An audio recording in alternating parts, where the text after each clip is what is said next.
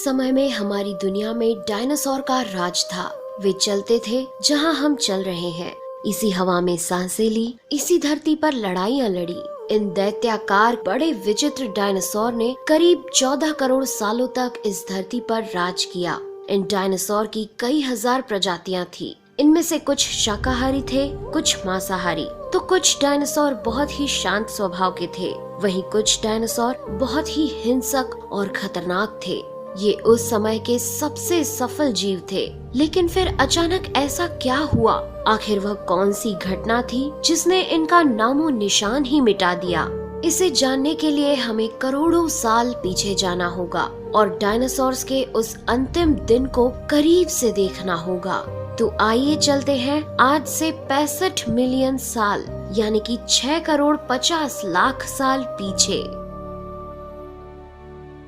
आज से करीब 6.5 करोड़ साल पहले धरती पर मौसम सामान्य था।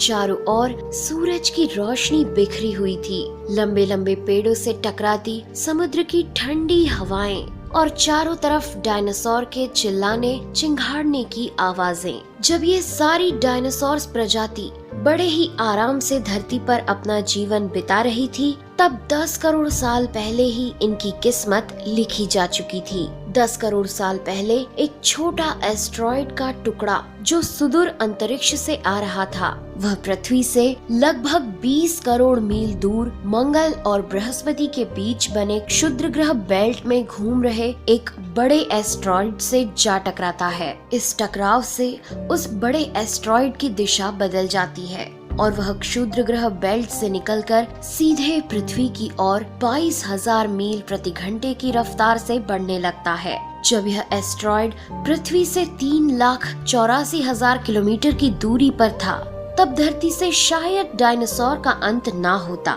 यदि यह एस्टेरॉयड पृथ्वी के उपग्रह चांद से टकराता। लेकिन नियति को कुछ और ही मंजूर था, इसलिए ये बड़ा एस्टेरॉयड चांद के बहुत नजदीक से गुजर गया। 40 किलोमीटर के व्यास वाला 2 ट्रिलियन मेट्रिक टन का ये एस्टेरॉयड प्रत्येक सेकंड के साथ साथ धरती के करीब बढ़ता जा रहा था। ये एस्टेरॉयड जब पृथ्वी के वातावरण के संपर्क में आया तो इसकी रफ्तार एकाएक 70,000 किलोमीटर प्रति घंटा हो गई। पृथ्वी के वायुमंडल में घुसते ही घर्षण की वजह से ये एक भयानक आग के गोले में बदल गया। ये इतनी रफ्तार से धरती की ओर बढ़ रहा था कि सिर्फ 4 मिनट में इसने अटलांटिक ओशियन को पार कर लिया। इसकी चमक इतनी अधिक थी कि धरती पर टकराने से पहले ही हजारों जीव आग के इस दहकते गोले को देखकर पूरी तरह अंधे हो चुके थे। ये जीव उस उल्का को देख नहीं पा रहे थे, लेकिन वह उसकी भयानक गर्मी को महसूस कर रहे थे। कुछ ही क्षण में ये एस्टेरॉयड मेक्सिको की खाड़ी के पास जमीन से टकराता है और लगभग 35,000 डिग्री सेल्सियस की ऊर्जा वाला एक भयंकर विस्फोट होता है। इस टकराव का विस्फोट लगभग 10 हाइड्रोजन बम के विस्फोट के बराबर था। ये विस्फोट इतना शक्तिशाली था कि इसके टकराते ही धरती की लाखों टन धातु अंतरिक्ष में चली गई। टकराव वाली जगह पर 180 किलोमीटर चौड़ा और 20 किलोमीटर गहरा गड्ढा बन गया। विस्फोट के कारण इस गड्ढे का सारा मेटल और पत्थर आसमान में धूल के बड़े बादल में बदल गए। 16 मिनट 40 सेकंड बाद जमीनी टकराव की वजह से धरती के अंदर चारों ओर 11.1 तीव्रता की भूकंपीय तरंगे उठने लगी। इस वजह से समुद्र में विशालकाय लहरों का निर्माण हुआ और एक के बाद एक सुनामी की लहरें चारों तरफ बढ़ने लगी। भूकंपीय तरंगों ने सभी सक्रिय ज्वालामुखियों को दहका दिया, जिसके कारण जगह जगह डायनासोर का विनाश शुरू हो गया। धरती के महाविनाश की प्रक्रिया आरंभ हो चुकी थी। इस भयानक विस्फोट में रेडिएशन की मात्रा इतनी बढ़ गई कि इसके 800 किलोमीटर के दायरे में आने वाले सभी जीव जलकर पूरी तरह राख के ढेर में बदल गए थे। इस महाविनाश में उड़ने वाले डायनासोर इन जमीनी खतरों से तो बच निकले, लेकिन ये तो महाप्रलय की बस शुरुआत मात्र थी। विस्फोट की वजह से जो लाखों टन मेटल, पत्थर और धूल अंतरिक्ष में गया था, वह ग्रेविटेशनल पुल के कारण ठीक 40 मिनट बाद आग के गोले के रूप में पूरी धरती पर बरसने लगे। साथ ही धूल का एक बहुत बड़ा तूफान 6000 किलोमीटर प्रति घंटे की रफ्तार से पृथ्वी के दूसरी तरफ मौत लेकर आ रहा था। ये धूल के बादल कई किलोमीटर मोटे थे, जिसकी वजह से धरती पर सूरज की रोशनी का पहुंच पाना असंभव हो गया। गर्म हवाओं का तापमान 100 डिग्री सेल्सियस से ज्यादा हो जाने के कारण धरती पर पेड़ पौधों की लगभग सारी आबादी जलकर खाक हो गई थी। विस्फोट के 90 मिनट बाद धरती का तापमान 200 डिग्री सेल्सियस तक बढ़ गया। इसकी वजह से जो डायनासोर विस्फोट के इलाके से कोसों मील दूर थे, वे भी इस गर्मी से बच नहीं पाए। इस महाप्रलय से धरती की कुल 90% प्रजाति पूरी तरह खत्म हो गई थी और जो 10% जीव धरती पर बच गए थे, उनमें से भी सिर्फ वही जीव जिंदा रह सके जिनका वजन 30 किलोग्राम से कम था। इसका कारण ये था कि इस महाप्रलय में लाखों की संख्या में जीव मारे जा चुके थे और पेड़ पौधों की सारी आबादी भी जलकर राख हो चुकी थी, जिसके चलते यहाँ जो बड़े और विशालकाय जीव जीवित बच गए थे, उन्हें भरपूर मात्रा में खाना पीना न मिल सका। लेकिन ये महाप्रलय किसी अन्य जीव के लिए फायदेमंद साबित होने वाला था। धरती पर डायनासोर का अंत एक छोटी प्रजाति के लिए सुनहरा अवसर लेकर आया और वह प्रजाति थी मैमल्स की। मैमल्स क्या थे, कैसे बच गए महाप्रलय से, डायनासोर के अंत के बाद इंसान कैसे और कहां से आए, ये जान। आज से 6.5 करोड़ साल पहले एक बड़ा एस्टेरॉइड पृथ्वी से टकराया। धूल के बादल ने सूरज को ढक लिया, तापमान गिर गया, पृथ्वी पर रहने वाला 25 किलो से ज्यादा वजन का हर जीव खत्म हो गया। डायनासोर्स का काल खत्म हो गया। डायनासोर्स का अंत एक नई प्रजाति के लिए सुनहरा अवसर लेकर आया। ये प्रजाति थी मैमल्स की। मैमल्स यानी स्तनधारी जीव। इन्होंने खुद को इस महाविनाश से बचा लिया था। अत्यंत गर्मी से बचने के लिए ये जमीन के अंदर रहने लगे थे और जिंदा रहने के लिए इन्होंने सब कुछ खाना शुरू कर दिया। इतने बड़े महाप्रलय के गुजरने के बाद धरती फिर से सामान्य हो गई थी। सतह पर फिर से नए पेड़ पौधे उगने लगे थे और धरती पर जो 5% जीव बच गए थे, उनमें एडाप्टिव रेडिएशन की प्रक्रिया से बहुत सारी नई प्रजातियां जन्म लेने लगी। इयोसीन इपोक में 5.5 करोड़ साल पहले बंदर जैसी प्रजातियां आई। इनकी आंखें सर में आगे की तरफ थी। इसी काल में प्राइमेट्स के सर के अंदर एक महत्वपूर्ण इवोल्यूशन हुआ। इनकी स्पाइनल कॉर्ड को मस्तिष्क से जोड़ने वाला छेद, जिसे फोरमेन मैग्नम कहते हैं, वह स्कल के पिछले हिस्से के बेस से सेंटर की तरफ शिफ्ट होने लगा। यानी कि अब जो प्रजाति आई वह सीधे खड़े होकर चलने में सक्षम थी। आज से 4.7 करोड़ साल पहले धरती के वातावरण में लगातार बदलाव होने शुरू हुए। धरती के टेक्टोनिक प्लेट्स में हलचल हुई, जो धरती के 2 बड़े महाद्वीपों को एक दूसरे के पास ले गई। ये वही भूभाग है जहां आज हम भारतीय रहते हैं। ये है इंडिया, जो एशिया महाद्वीप की ओर तेजी से बढ़ रहा था। इन दोनों महाद्वीप के आपस में टकराने की वजह से हिमालय जैसी पर्वतमालाएं खड़ी होने लगी। यह वही पर्वतमाला है जिसे आज हम जानते हैं दुनिया की सबसे ऊंची चोटी माउंट एवरेस्ट के नाम से। ये पर्वतमालाएं इतनी ऊंची थी कि इससे मौसम का पैटर्न बदलने लगा, जिससे पृथ्वी ठंडी होने लगी। इस पर्वत श्रृंखला से गिरने वाला बर्फ आगे चलकर कई नदियों का निर्माण करने लगा। यह वही नदियां हैं जिससे आज हमारी आधी से ज्यादा आबादी को पीने का पानी मुहैया होता है। ओलिगोसीन एपोक में 3 करोड़ साल पहले ग्लोबल कूलिंग हुई। घास के मैदान बढ़ने लगे और जंगल घटने लगे। तब ऐसे जानवर विकसित हुए जो खुले मैदान में रहने के लिए उपयुक्त थे और इन्हीं में दूसरे जानवरों को खाने वाले जानवर भी विकसित होने लगे।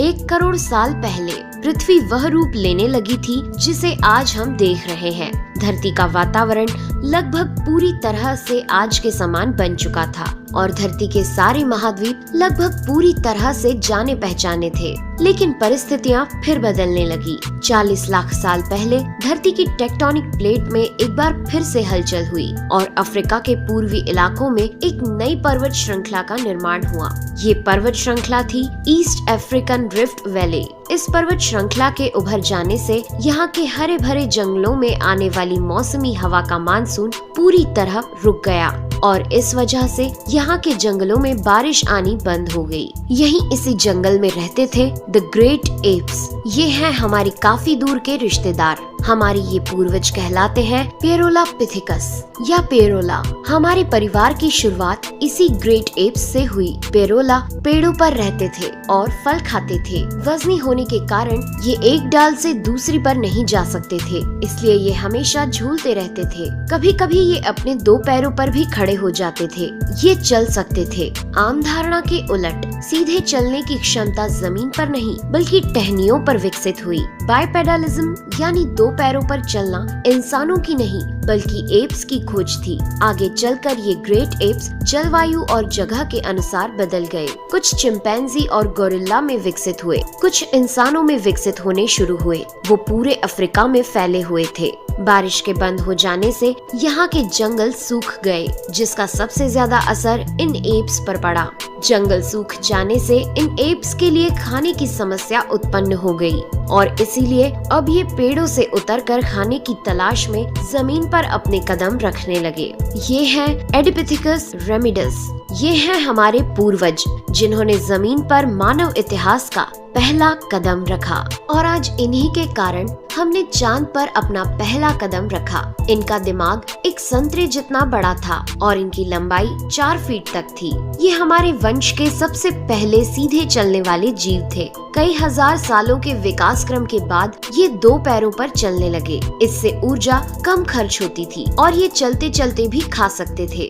2 पैरों पर चलने से अब ये सीधे खड़े होकर दूर दूर तक नजर रख सकते थे। समय के साथ साथ विकास की प्रक्रिया चलती रही और हमारे पूर्वज धीरे धीरे विकसित होने लगे। 23 लाख साल पहले हमारे पूर्वजों का दिमाग काफी बड़ा हो गया था। ये थे होमो हेबिलियस। इन्होंने पहली बार पत्थर को हथियार की तरह इस्तेमाल करना शुरू किया। जैसे ही इस मामूली से पत्थर पर धारदार किनारा बना, हमारे पूर्वजों के पास एक हथौड़ा आ गया। हमें काटने का हथियार मिल गया, जिससे वह हजारों ऐसे काम कर सकता था जो वह पहले नहीं कर पाता था। पत्थर के इस्तेमाल ने अंगूठे और उंगलियों को मजबूती दी, जिससे हम और अधिक कुशल तरीके से इनका इस्तेमाल करने में सक्षम हो गए।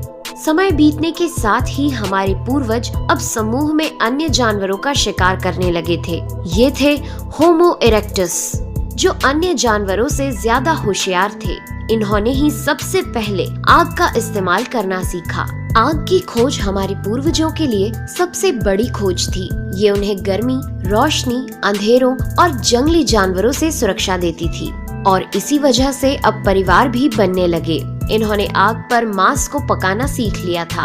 आग पर खाना पकाने का मतलब था कि मांस को चबाने और पचाने में ऊर्जा का कम खर्च होना और इसी वजह से ये ऊर्जा अब इनके दिमाग में खर्च होने लगी और इन्हें कैलोरी और ज्यादा ताकत मिलने लगी, जिससे हमारे पूर्वजों का दिमाग काफी बड़ा हो गया। 2 लाख साल पहले आज के इंसान ने अपना रूप ले लिया था। लैरिंग्स यानी आवाज की जो नली हमारे पूर्वजों में गले के ऊपर थी, वो नीचे आ गई थी। अब हम ज्यादा जटिल आवाजें निकाल सकते थे। हमने बोलना शुरू कर दिया था। पहली बार कोई जानकारी एक से दूसरे इंसान तक या एक से दूसरी पीढ़ी तक पहुंचने लगी थी। यही वो आखिरी विकास क्रम था जिसके बाद विकसित होकर हम बने। हम यानी होमो सेपियंस। 1 लाख साल पहले इंसान कहीं भी जा सकता था। हमारे पास फुर्तीले हाथ और प्राचीन हथियार थे। हम बात कर सकते थे, आग को काबू में रख सकते थे। अब हम अपने अफ्रीकन घर को और बड़ा कर सकते थे। महाद्वीप यानी कॉन्टिनेंट खिसके तो अफ्रीका और यूरेशिया जुड़ गए और उससे बनी एक बहुत बड़ी जमीन जिसका नाम था एफ्रो यूरेशिया। इंसानों के दूर दूर जाने से बहुत बड़ा बदलाव आया। अब हम एक महाद्वीप से दूसरे महाद्वीप में रहने लगे। इसकी वजह से हम उन चीजों से बचे हुए थे जिसकी वजह से वानरों के मुकाबले दूसरे बड़े स्तनधारी हमेशा के लिए खत्म हो गए। करीब 50,000 साल पहले आइस एज शुरू हो गया और नॉर्थ पोल से आगे बढ़ने लगा। उसी वक्त इंसान चाइना और ऑस्ट्रेलिया तक पहुंच गया था। 30,000 साल पहले इंसान पहली बार यूरोप पहुंच गए। जब बर्फ अपने चरम पर थी, तब इंसान अपनी खोज में नॉर्थ ईस्ट साइबेरिया के बर्फीली टंडा तक पहुंच गया। आइस एज के इतने कठिन दौर में भी इंसान हर उस हुनर का विकास कर रहा था जिससे कि वो सच्चे मायनों में इंसान बन सके। हमने खुद को उस माहौल में ढाल लिया, हम ज्यादा समझदार हो गए। उसके बाद हमने पूरी दुनिया में अपनी बस्तियां बसा ली।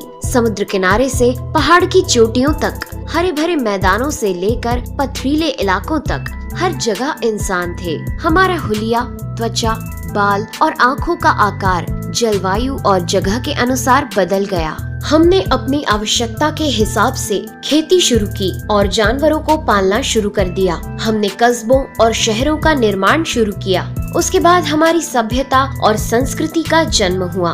हमने विज्ञान और गणित का इस्तेमाल शुरू किया, जिससे हमें भविष्य में जाने के लिए ऊर्जा और तकनीक मिली। ये है हमारा समय। अब हम पूरी तरह विकसित हैं। हमारे जैसा इस धरती पर अब कोई जीव नहीं। आज हम जानते हैं कि हम कौन हैं, कहां से आए हैं, लेकिन ये तो बस शुरुआत है। अभी हमारा सफर खत्म नहीं हुआ है। हमें अभी और आगे जाना है, आने वाली चुनौतियों का सामना करना है और खुद को और विकसित और आधुनिक बनाना है।